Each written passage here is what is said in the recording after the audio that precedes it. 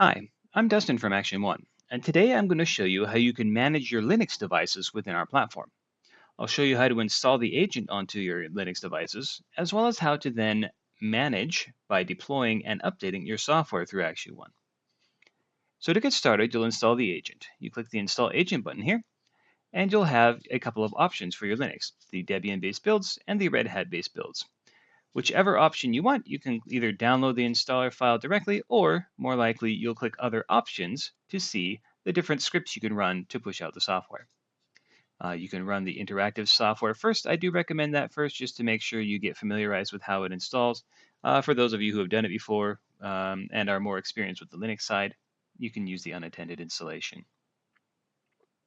Once you have the agent installed on your device, you go to the endpoints page and you'll start seeing your devices showing up here. You'll see your missing updates, and you'll be able to create groups for them, just like any other kind of endpoint, any other platform. If you click on the name of an endpoint, you'll see the various attributes about the endpoint here. You'll also be able to see the software that's installed on the endpoint and what version it is. And then if you go to the Missing Updates tab, we'll identify if there's any newer versions in your package manager for those new versions, or for those installed software. Then, if you go to the automations page, you'll be able to update your existing software. So you just click New Deploy Updates Automation, and you'll select all updates or just certain types of updates. You can then select which endpoints you want to deploy it to.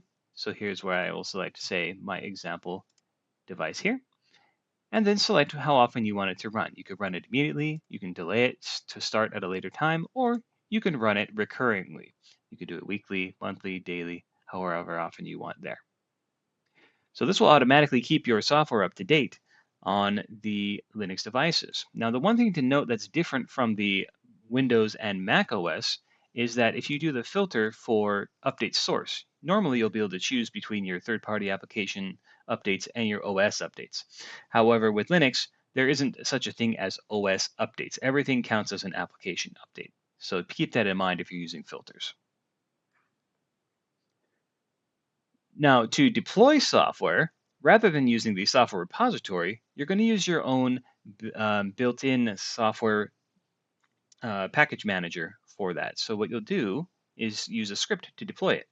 So go here back to your endpoints and run the script.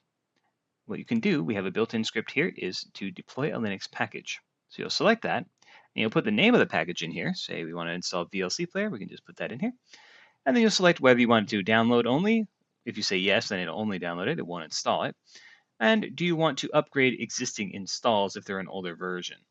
And then once you've selected these options, then you can go ahead and select the endpoints that you want to push out if it's more than just the one you had selected here. And then you can, again, choose when you want it to run. If you want to run it now, it'll install it right away.